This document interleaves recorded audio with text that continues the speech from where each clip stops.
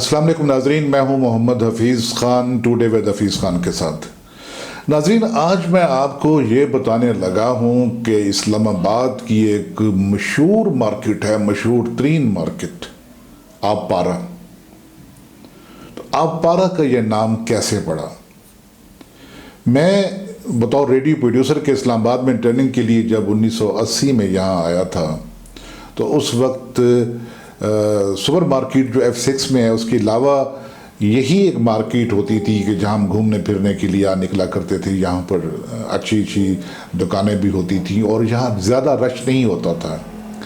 इसके साथ fire brigade और फिर और बहुत सारे दफातर और इमारत जो आपपारा के लिए लाजम मलजूम हो गए और उसकी शोहरत का बायस भी बने। और आपपारा मार्केट जो भी मेरे ख्याल में इस्लामाबाद एक दफ़ा आया है वो आपपारा मार्केट से ज़रूर गुज़रा होगा।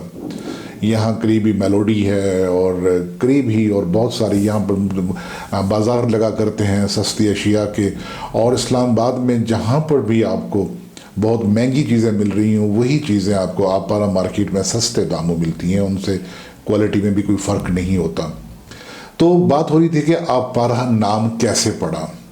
ये तो आप जानते हैं कि इस्लामाबाद जो कैपिटल था 1960 में बनना शुरू हुआ और ये मार्केट बनी यहाँ पर। और जब ये मार्केट ज़ेर तामीर थी आपपारा मार्केट, तो उन दिनों उसके साथ एक हॉस्पिटल भी बनाया गया था उसके साथ, जहाँ इस्लामाबाद होटल आजकल है उसके साथ ही CDA का हॉस्पिटल। तो वहाँ पर एक जो उस वक्त का मशरकी पाकिस्तान का उसके एक सिविल सर्वेंट यहाँ पर रहते थे। तो उनके यहाँ एक बेटी ने जन्म लिया। वो बेटी जो थी बच्ची, वो इस्लामाबाद में पैदा होने वाली या यूं कह लें कि इस्लामाबाद में पैदा होकर बाकायदा रजिस्टर होने वाली पहली बच्ची थी। उसका नाम उसके वालिदैन ने आपपारा रखा था और फिर उसी बच्ची के नाम पर इस मार्केट का नाम भी आपपारा रख दिया गया।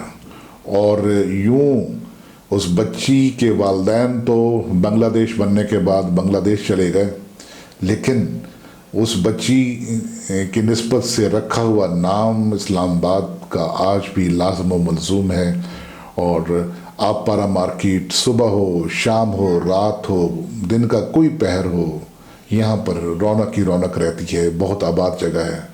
वो बच्ची जिसका नाम आपपारा था, हो सकता है कि वो हयात ना हो और हो सकता है वो हयात हो, लेकिन इंसान चले जाते हैं, लेकिन उनकी निस्बत से याद रखी जाने वाली जगह जो हैं या जो उनकी निस्बत से बनाई जाने वाली जगह हैं वो हमेशा आबाद रहती हैं।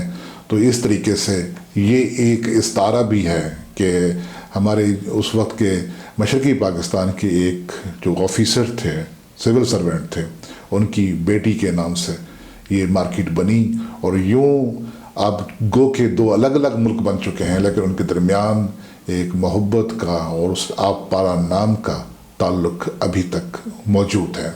तो नाज़रीन, ये था आज का व्लॉग जो आपने सुना, आपको अच्छा लगा हो। गो के मुख्तसर था लेकिन इन्फॉर्मेटिव यकीनन बहुत सारे दोस्तों के लिए होगा। इसे शेयर कीजिएगा दोस्तों के साथ। और अगर आपने अभी तक इस channel today with Hafeez Khan को सब्सक्राइब नहीं किया तो इसे सब्सक्राइब कीजिएगा, बेल आइकॉन को प्रेस कर दिया करें ताकि आने वाले व्लॉग आप तक बिला तरद्दुद खुद ब खुद पहुँचते रहें। अब इजाज़त दीजिए मोहम्मद हफीज़ ख़ान को। फ़ी अमानिल्लाह।